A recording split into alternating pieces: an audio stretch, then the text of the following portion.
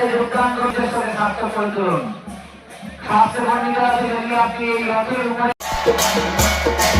মায়েরা উলুধ্বনি হরিধ্বনি শঙ্করধ্বনি সবাই উলুধ্বনি হরিধ্বনি শঙ্করধ্বনি কত করবেন।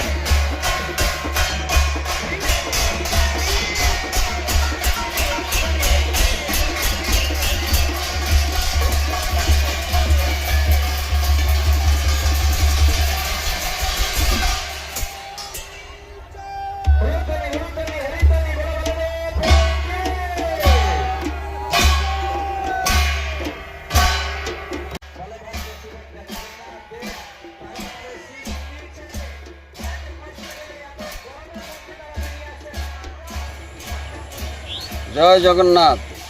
প্রতি বছরের ন্যায় এবছরও রাজাপুর জগন্নাথ মন্দির থেকে শুরু হবে রথযাত্রা 27শে জুলাই।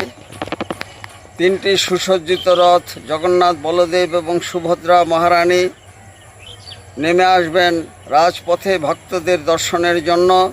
অধীর আগ্রহে অপেক্ষা করেন এতদ অঞ্চলের অধিবাসীবৃন্দ। বর্তমানে জগন্নাথের কৃপাতে আন্তর্জাতিক রূপ পেয়েছে এই রথযাত্রা। জাতি, ধর্ম, বর্ণ নির্বিশেষে সকলেই রথযাত্রা অংশগ্রহণ করতে পারবেন। আর সমুদ্র হিমাচলে এই জগন্নাথ দেবের রথযাত্রা চলছে। ইস্কন রথযাত্রা গঙ্গাসাগর থেকে শুরু করে শিলিগুড়ি পর্যন্ত শতাধিক জায়গায় হচ্ছে। এর অতীত ইতিহাস ইস্কন প্রতিষ্ঠাতা আচার্য শ্রী ভক্তিবেদান্ত স্বামী প্রভুপাদ, তিনি 1901 সালে যখন তার 5 বছর বয়স তখন এই রথযাত্রা শুরু করেছিলেন কলকাতায়, এবং সেই রথযাত্রা বিশ্বব্যাপী ছড়িয়ে পড়েছে। বিদেশে 1967-তে সান ফ্রান্সিসকোতে রথযাত্রা শুরু করেছিলেন।